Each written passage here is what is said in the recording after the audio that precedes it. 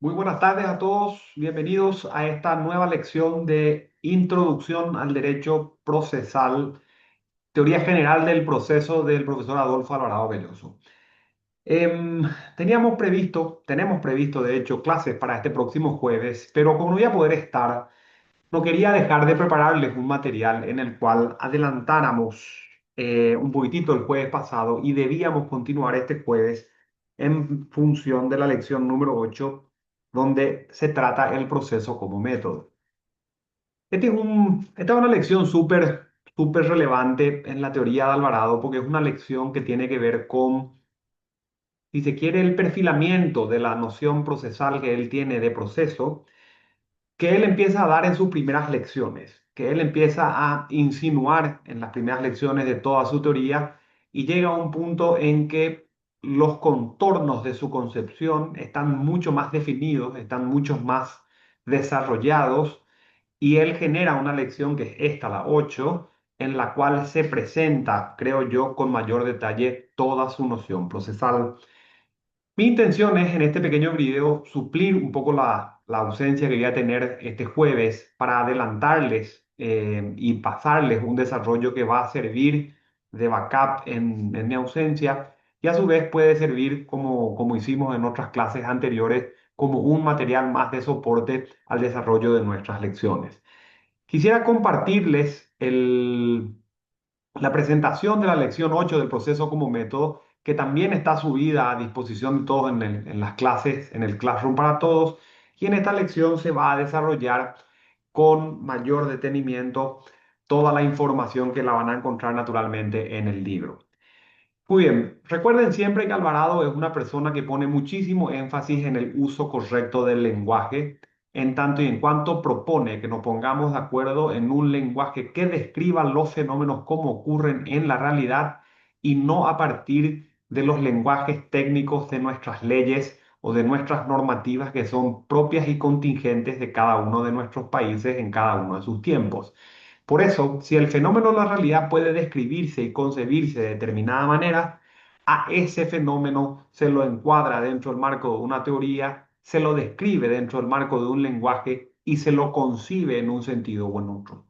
La voz proceso de Alvarado, a su vez, no es siempre una propuesta más lingüística aislada de las demás, por eso es que él siempre hace un énfasis de cómo se viene utilizando la voz proceso, no solamente en otros ámbitos, sino en otros autores o en otra doctrina, y explica lo que él considera son los equívocos o la polisemia o el ambiguo contenido de una voz que puede usarse para fenómenos distintos del que él propone describir o estudiar.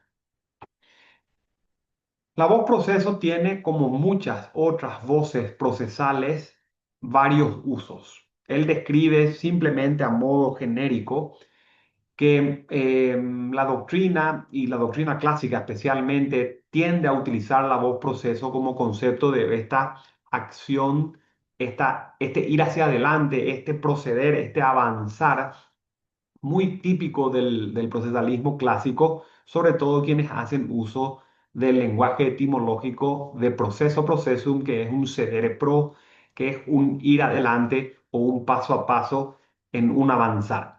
A su vez, estos diversos usos también pueden encontrarse como el transcurso del tiempo. Muchas personas normalmente hablan de hay que dedicarse a ciertas cosas, pero eso va a tomar tiempo, o sea, requiere un proceso.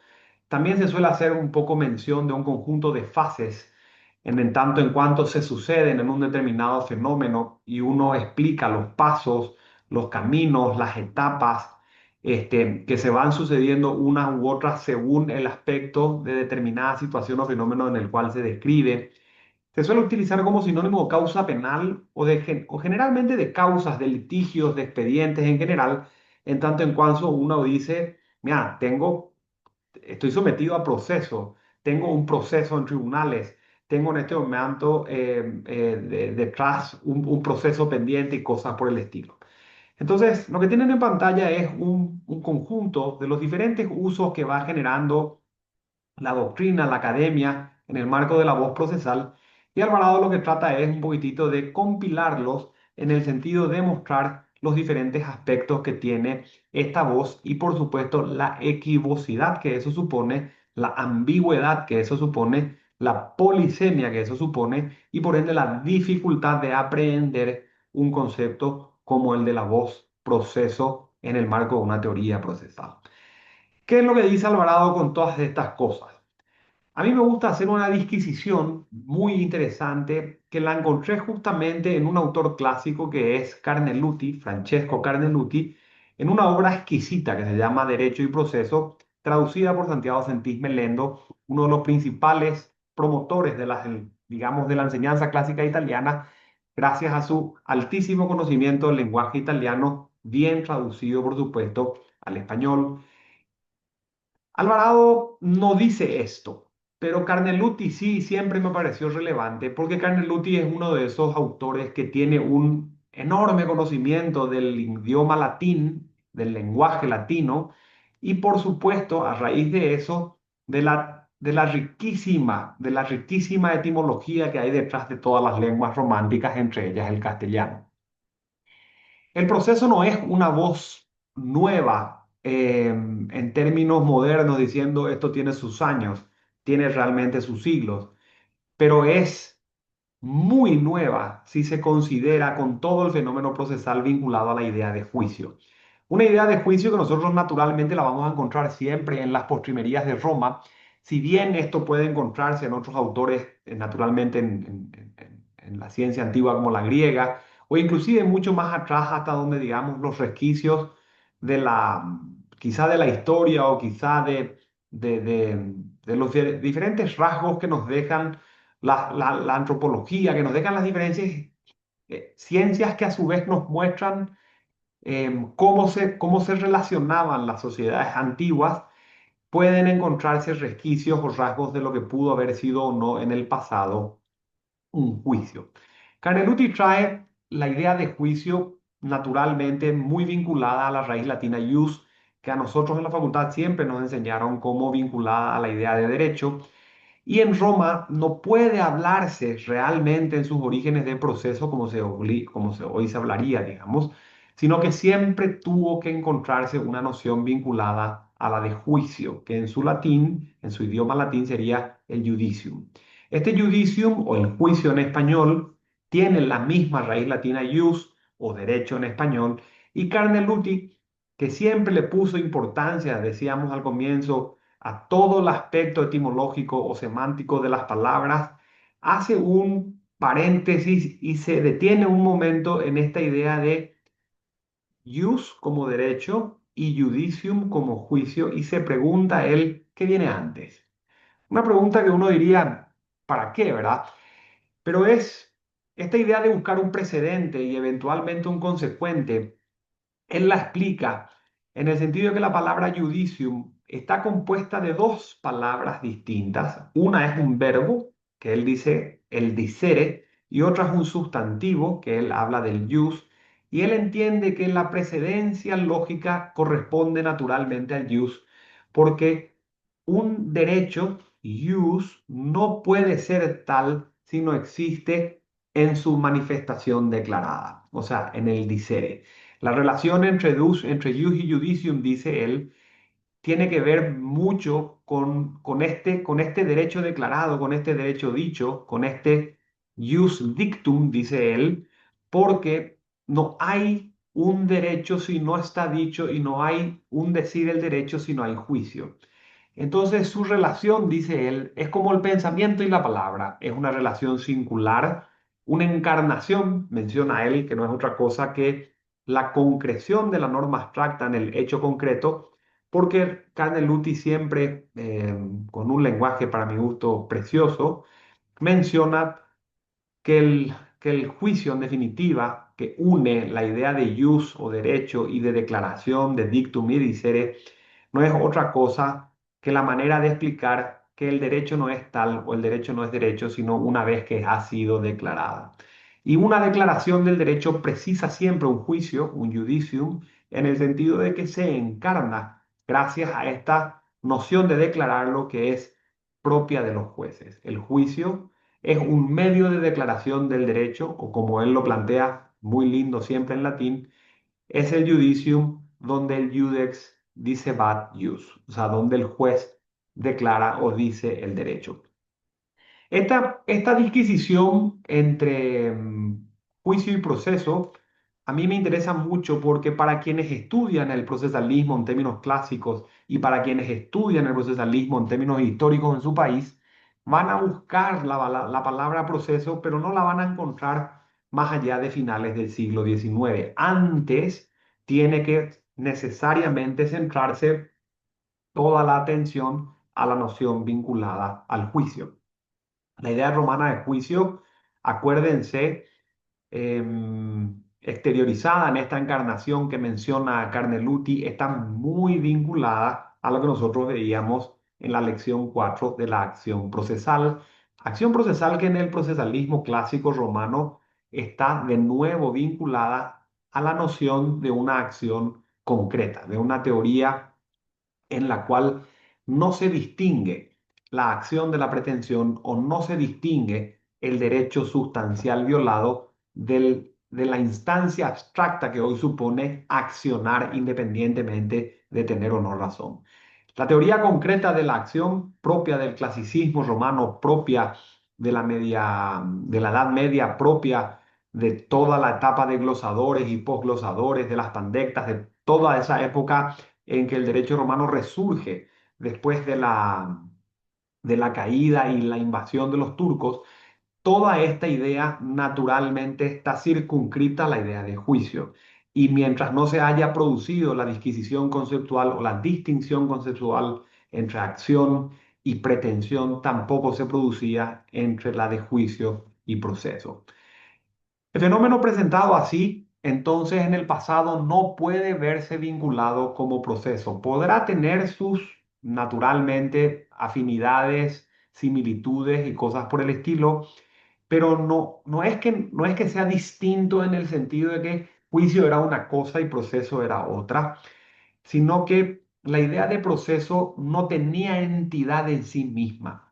O sea, no se concebía como algo distinto del juicio, no se estudiaba en sí mismo. O sea, el proceso no era objeto de estudio como algo distinto de la noción de juicio.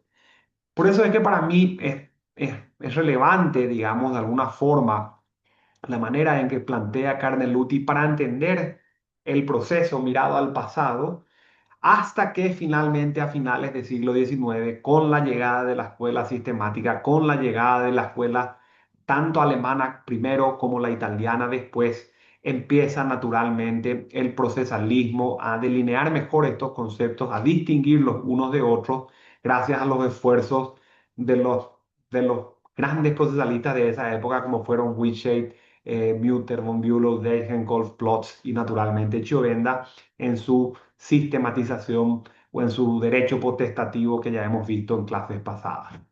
Quieras o no, Alvarado trata de alguna manera de centrarse en esta noción de proceso distinguida de las diferentes acepciones que le da la doctrina y él trae ahora una noción que está muy vinculada a una idea que él menciona como puramente lógica. ¿Por qué habla de idea puramente lógica?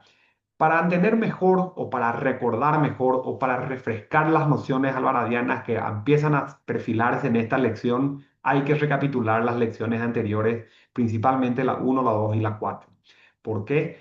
Porque esta idea lógica de proceso está muy vinculada a que la serie o conjunto de elementos que se relacionan en lo que normalmente vemos en clase como etapas de afirmación, negación, confirmación y eventualmente conclusiones, no es una serie no más, sino que es una serie que no puede darse de otra forma, no puede darse en otro orden. Su composición es necesariamente esa. Decíamos en clase anterior que una persona que desea tener, por ejemplo, el registro de conducir en Asunción, debe tener un examen de vista y oído, debe tener un examen de sangre, debe tener un examen teórico, debe tener un examen práctico de conducción, debe tener un examen de reflejos, debe tener posiblemente una preparación en manejo Y debe a su vez tener, ¿cómo se llama? El pago de algún tipo de tasa o emolumento de tipo municipal. A la Municipalidad de Asunción no le interesa. Si yo primero me hago el análisis de sangre y después el de vista de oído, o primero me hago el análisis de vista de oído y después tomo el examen práctico, o no le interesa si estudié primero o lo estudio después, o si hago el práctico y después el teórico, etcétera. A la municipalidad le interesa que haga todo como consecuencia de un procedimiento cuyo resultado va a ser que me den el registro de conducir. En el proceso, en cambio, eso no ocurre. En el proceso no puede haber una alteración de este orden. Por eso su idea, la idea de Alvarado en este caso, es eminentemente lógica porque responde a una disposición necesaria que no puede ser cambiada en un sentido u otro. Eso le lleva a él a sostener que su serie lógica, por su composición, es a su vez lo que él llama consecuencial. ¿Por qué es consecuencial esta serie?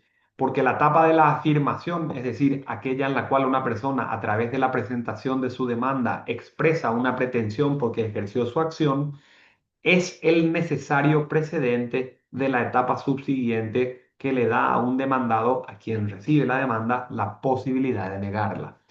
No hay posibilidad de negar lo que primeramente no fue afirmado. Por eso es que la lógica consecuencial presupone que la afirmación es el necesario precedente y la etapa de la negación es su necesario consecuente. Si no hay afirmación, no puede haber negación y no puede haber negación si no hubo primeramente una afirmación. A su vez, en el avance de esta serie, si no hay una afirmación negada, no debería haber una etapa de confirmación, es decir, aquella que intenta confirmar lo afirmado por el actor en su demanda como lo afirmado o negado por el demandado en su contestación. Y así sucesivamente. La serie lógica y consecuencial de Alvarado es a su vez una serie que está vinculada con instancias que son eminentemente bilaterales. Hay que acordarse que la única instancia que le introduce al proceso a una persona en la teoría procesal de Alvarado es la acción procesal, y la acción procesal es la única instancia bilateral porque pone una persona al lado de otra en una relación horizontal de igualdad ante un tercero que en carácter de autoridad recibe ambas instancias, acciones y reacciones, acciones y reacciones. La idea de proceso como serie lógica y consecuencial lo que establece es que esta serie de acciones y reacciones tenga una forma y un orden determinado que va siendo conectado a través de la autoridad. En los procesos judiciales, esta autoridad será el juez. En los procesos arbitrales, esta autoridad podrá ser el árbitro. Esto le lleva naturalmente a Alvarado a tener no solamente una idea, sino a su vez a diferenciarla de otras. Naturalmente, una primera consecuencia de sostener que el proceso es el conjunto de instancias bilaterales en esta serie lógica y consecuencial, donde dos personas instan recíprocamente ante una autoridad que las va conectando, eso, por ejemplo, en el procedimiento no ocurre. ¿Por qué? Porque no está bilateralizada la instancia. Cuando uno mete una petición, cuando uno mete una queja, cuando uno mete una denuncia, cuando uno mete un reachertamiento, su diálogo es directo con la autoridad, pero no hay una tercera persona.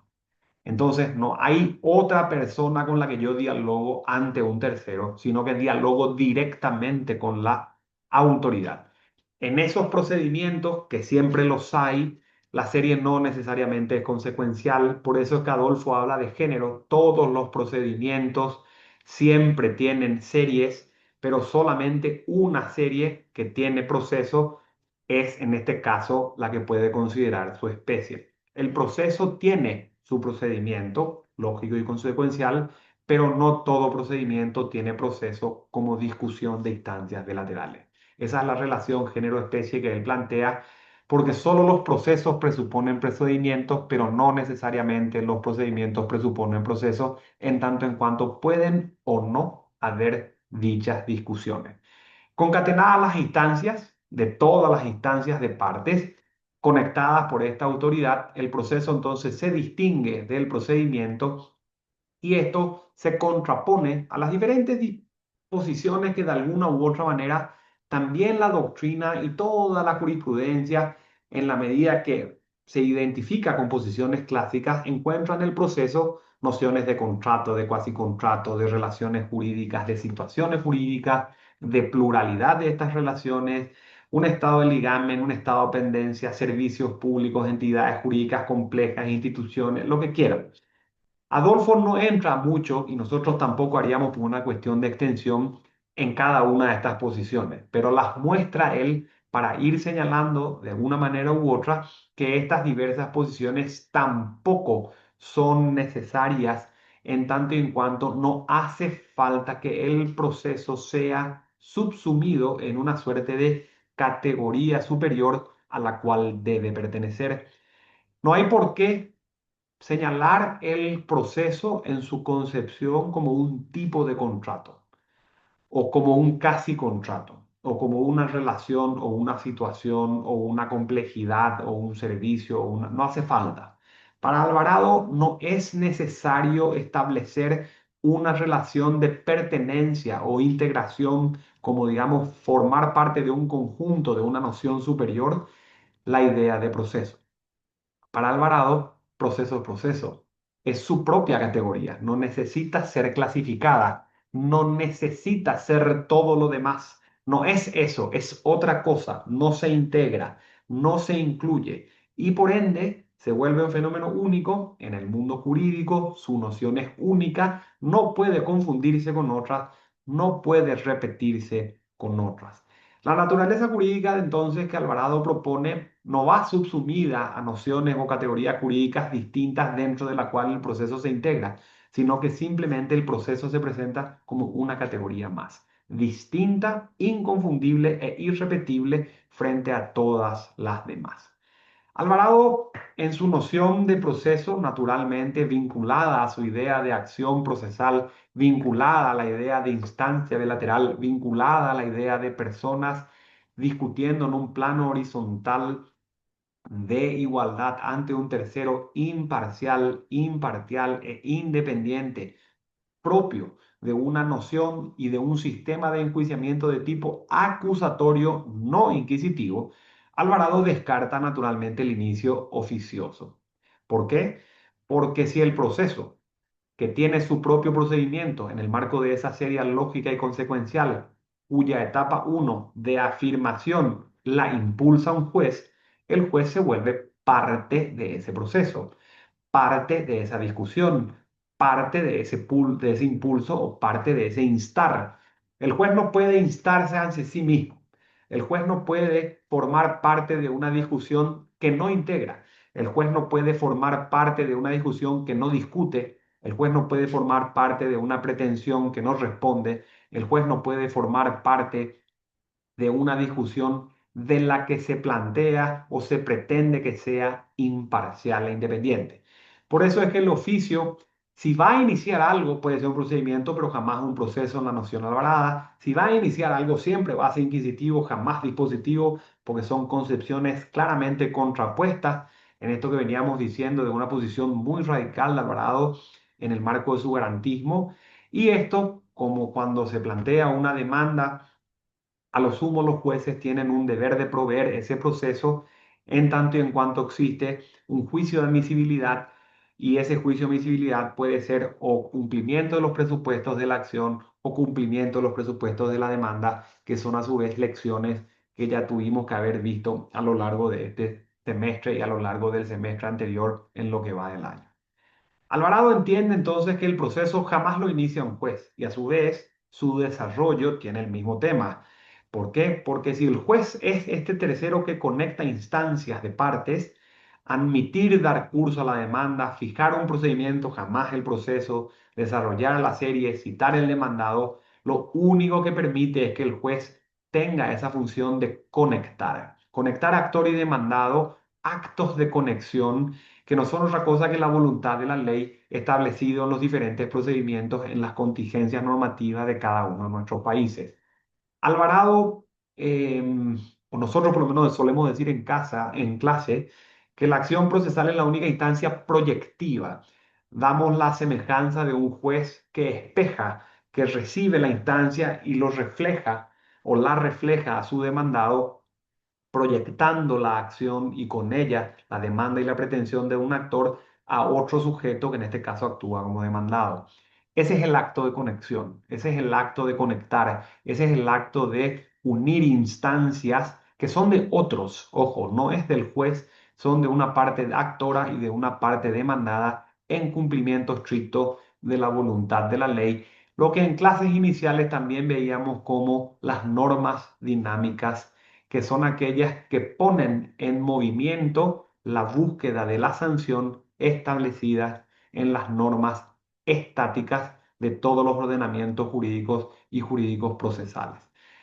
Alvarado entiende que estas nociones naturalmente presuponen algún tipo de finalidad. ¿Por qué? Porque como en los conflictos las personas tienen pretensiones y resistencias que pueden o no autocomponerse, o sea, solucionarse, hay muchas veces que las personas llevan sus conflictos al plano jurídico del proceso. Discúlpenme un ratito, señor. Sí,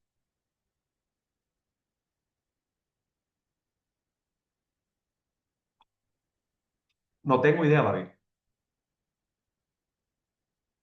No, no tengo idea. No tengo idea de lo que me está diciendo. Dale, chao, chao. Discúlpeme.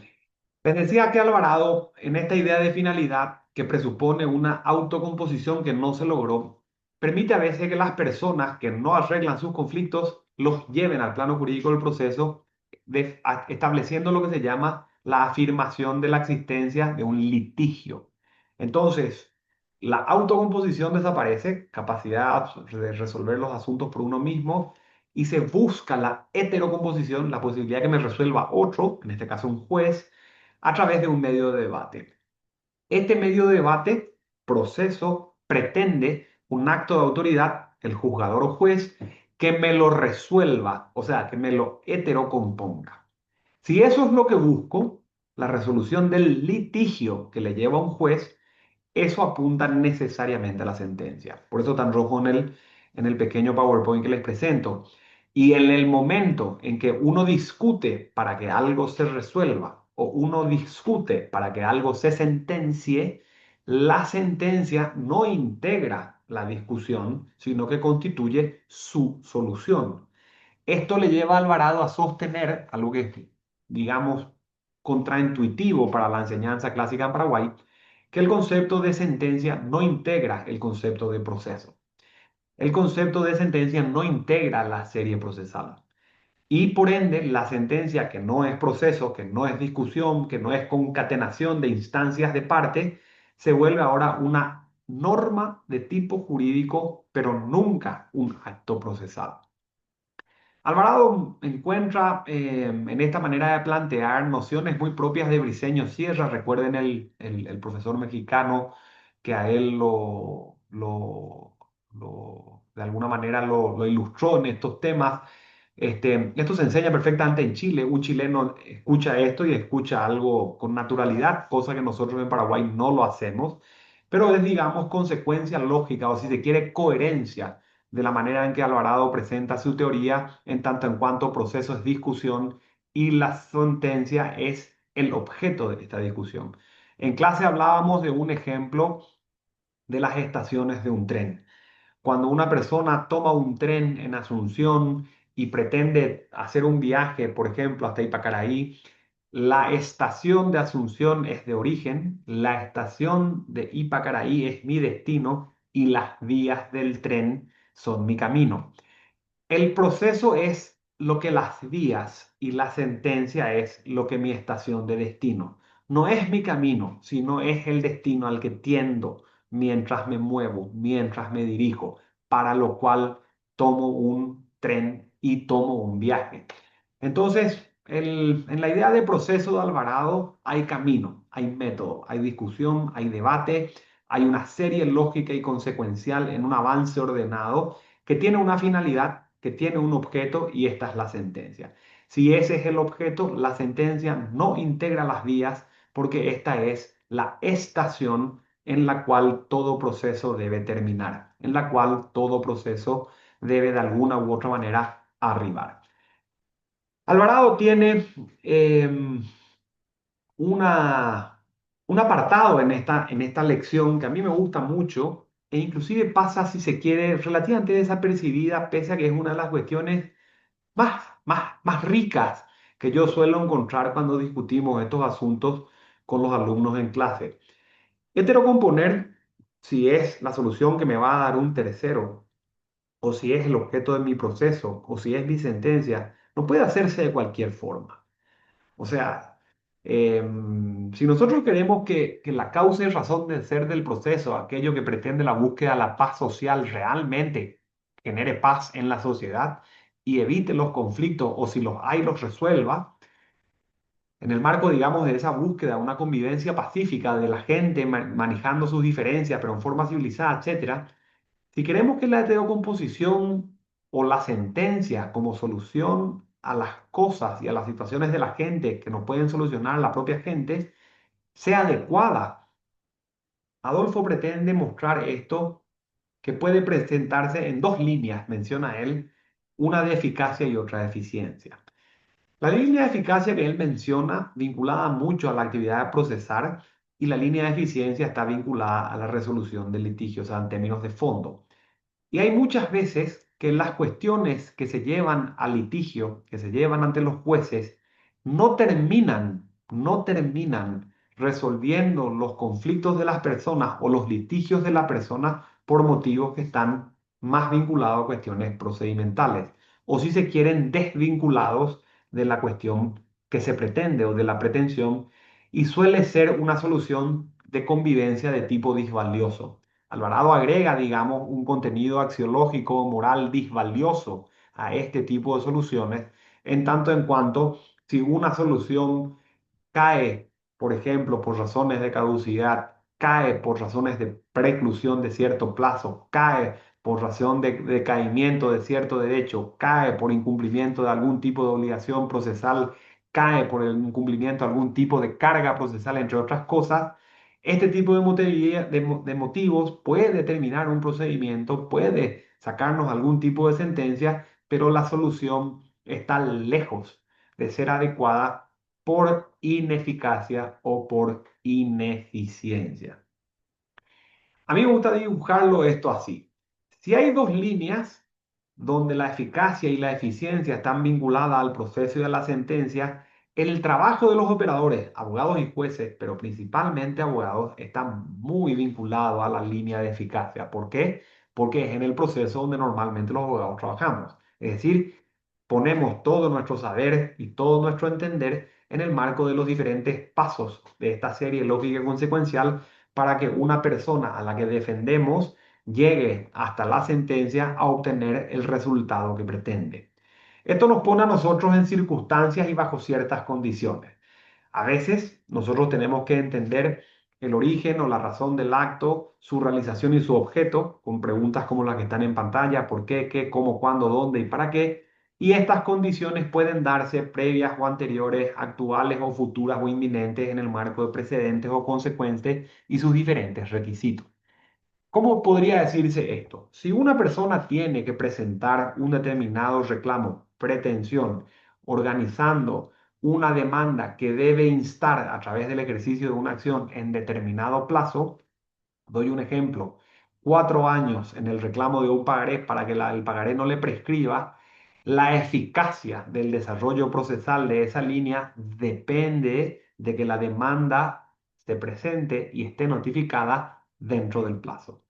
O si no, la persona perdería el derecho de reclamar una adecuada heterocomposición al crédito que reclama, porque el fondo no estaría discutido por problemas de plazo.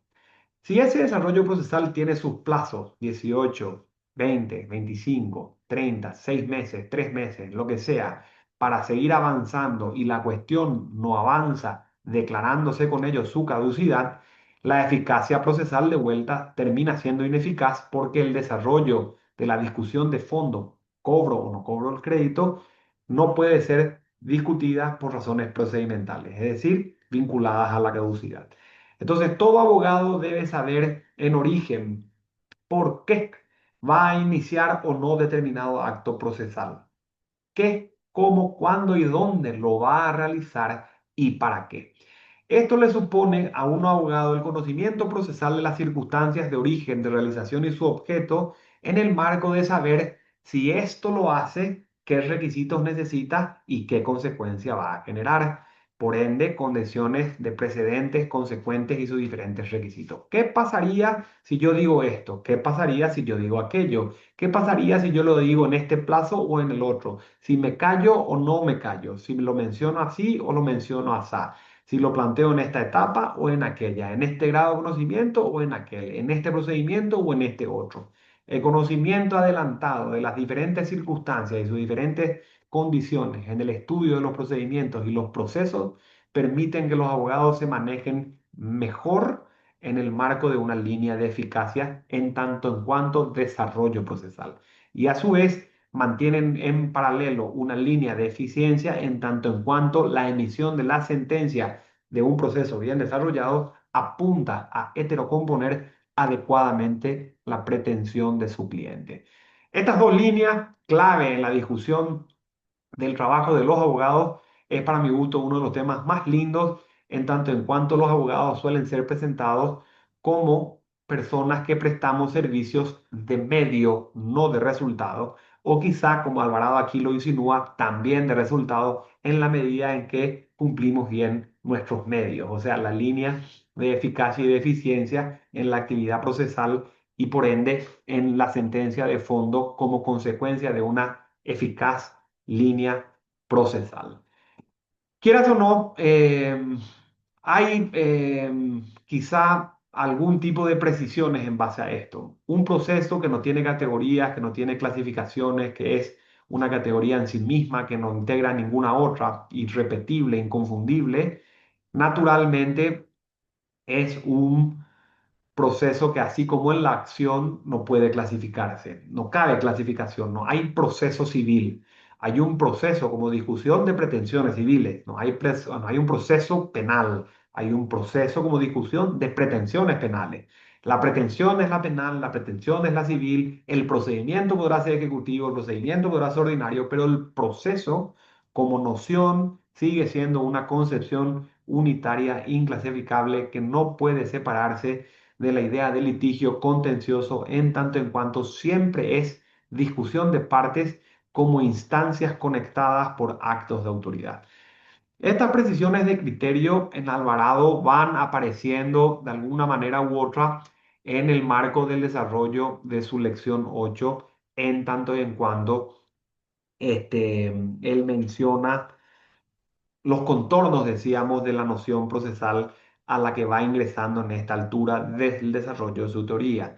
Inclusive la idea de debido proceso, que es un tema que a él le gusta mucho desarrollar, tiene que ver con una noción, repito, que para nosotros es nueva en términos históricos procesales, en tanto y en cuanto no vamos a encontrar en el antiguo derecho romano palabra vinculada al proceso o al processum en latín, sino solamente al juicio o al judicium o al jus dicere o a la jurisprudencia o cosas por el estilo. Entonces, Alvarado suele ser meticuloso con el lenguaje, meticuloso con las contingencias de los países, meticuloso con las diferentes relaciones de los sistemas de enjuiciamiento. Hay coherencia, digamos, en la manera que él presenta el fenómeno procesal en ese sentido.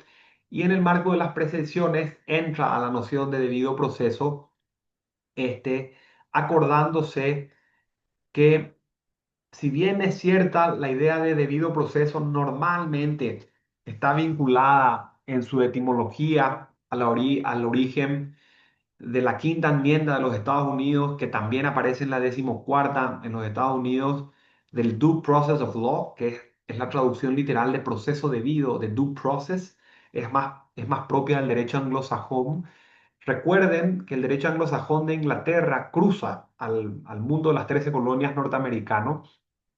Esto es estudiado por Alberdi, que da vinculación o origen a la Constitución de 1853 de Argentina, que es el modelo sobre la cual se concibe la Constitución paraguaya de 1870. A nosotros nos llegan, digamos, de Inglaterra, de Estados Unidos, gracias al trabajo enorme de Alberdi y las ideas norteamericanas que estaban en la Constitución argentina, nociones vinculadas al debido proceso, pero no van a llegar desde el mundo del derecho continental europeo, digamos, proveniente más de Italia, más de Alemania, más de España, más de Francia, que es el origen que nos entra por Argentina y por La Plata o por Uruguay, sino que nos vienen nociones de alguna u otra manera vinculadas a las revoluciones y a todas las grandes ideas de la ilustración de la libertad propias del mundo anglosajón. Este debido proceso relacionado con sistemas de enjuiciamiento, relacionados con, em, digamos, derechos constitucionales, con deberes de la autoridad, con la inviolabilidad del debido. Todo este tipo de cosas van a estar presentes en las diferentes nociones de las personas que trabajan la noción de debido proceso. Naturalmente, eso es así. Y va a encontrar Alvarado en su libro espacio para mencionar esto en tanto y en cuanto él va señalando qué hay y qué no hay de esto en las posiciones doctrinarias en general. Pero él precisa que las constituciones no lo mencionan.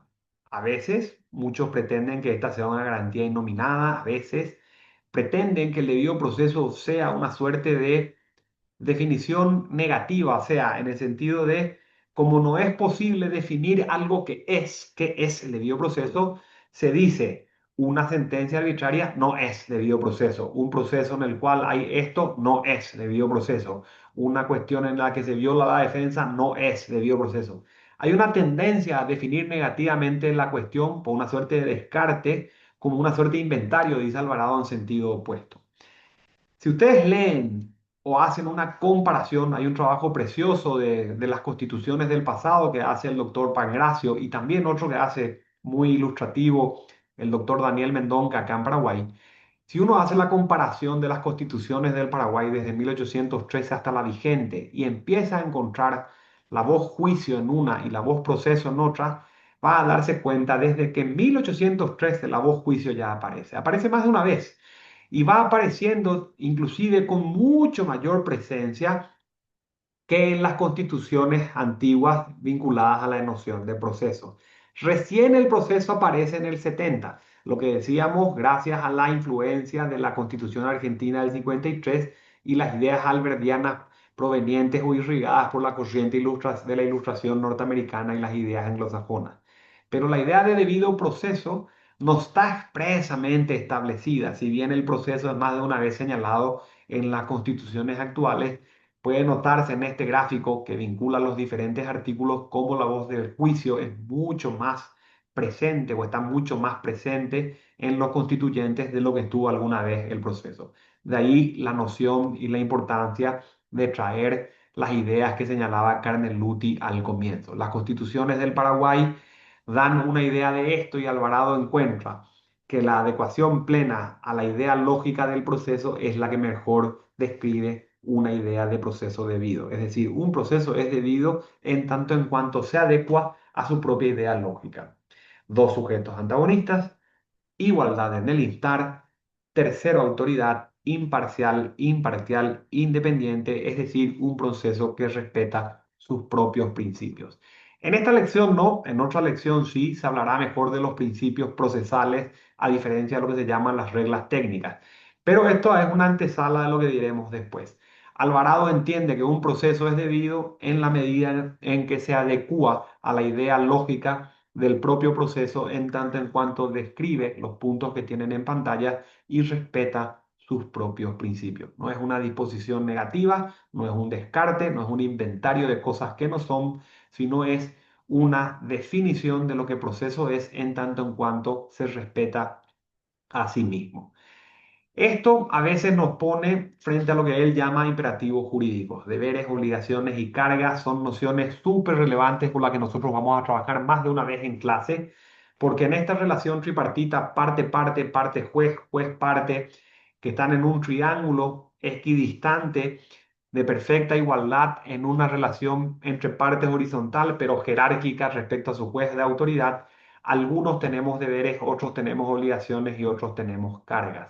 Estos imperativos, imperativos jurídicos de partes, de terceros, de partes respecto de sí mismas, son cuestiones muy vinculadas a la noción procesal de proceso, de debido proceso, de líneas de eficacia y de líneas de eficiencia, porque cuando una parte y un tercero en su relación con su juez tiene deberes, si los incumple puede ser sancionado. Cosa distinta es mi obligación de parte respecto de la otra parte, ahora ya en un plano horizontal, no vertical ni sancionable, pero sí constreñible. Es decir, yo podría pedir que se traiga por la fuerza cierto testigo, yo podría pedir que se traiga cierta persona a un proceso, yo podría pedir que se ponga cierta medida cautelar, cosas por el estilo. Y naturalmente las vinculaciones a mí mismo. Los imperativos para mí, no para la parte, no para el tercero, no para el juez, sino en mi propio interés, es lo que tiene que ver con las cargas procesales. Adolfo habla de plano insular porque agarra la ínsula, o sea, la punta de este triángulo donde hay parte, parte, juez. Bueno, la parte insular vinculada únicamente a un extremo donde la parte está, no es sancionable ni constreñible. Que yo tenga la posibilidad de contestar una demanda es carga procesal para mí. No tengo la obligación y no se me sanciona. Pero como está en mi propio interés contestarla, yo cumplo con la carga de contestarla y a lo sumo genera algún tipo de responsabilidad o efecto para mí, pero no una sanción ni me pueden obligar. Simplemente me interesa. De ahí que se hable de cargas, no de obligaciones, no de deberes.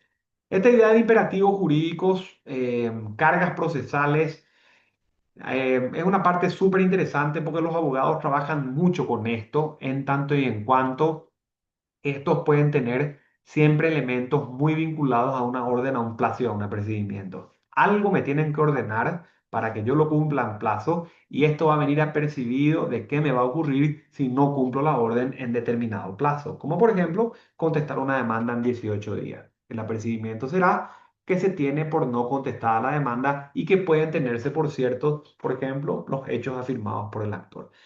Cosas como esta, en las diferentes contingencias normativas de los procedimientos procesales de todos los países, pueden darse de una y otra manera. Cargas procesales como imperativos jurídicos insulares de la propia parte, no sancionables ni constreñibles, es decir, al propio interés de cada uno, es un tema complejísimo, muy rico, muy lindo para debatir y para estudiar, que a mí también me gusta plantearlo en la lectura de Hernando Davis Echandía. Entre los libros de apoyo de la bibliografía que tiene el Classroom está el libro de Teoría General del Proceso, que tiene los diferentes capítulos numerados. Tienen que leerse el número 7 en las páginas que están mencionadas ahí, el 17, el 217, 218 y 219 en el conjunto de páginas que están mencionadas ahí. Hernando de Vige Echandía desarrolla muy bien la idea de obligaciones, de deberes y de cargas procesales, pero agrega los derechos y las facultades. Por eso es un tema que a mí también me gusta ahondar.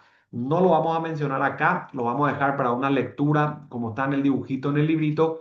Y con esto entonces nosotros estaríamos en condiciones de tener un pequeño video que nos ayude con el desarrollo de la clase número 8 en cuanto el proceso es entendido como método. Y espero que esto esté ayudándoles de alguna forma a fijar mejor las ideas de una clase que lastimosamente este jueves no les voy a poder dar, pero queda grabada acá para el manejo de todos los alumnos en la facultad. Voy a subir este video, queda a disposición de todos, espero que les sirva. Cualquier consulta me la escriben o eventualmente la revisamos en la próxima clase. Les mando un gran abrazo.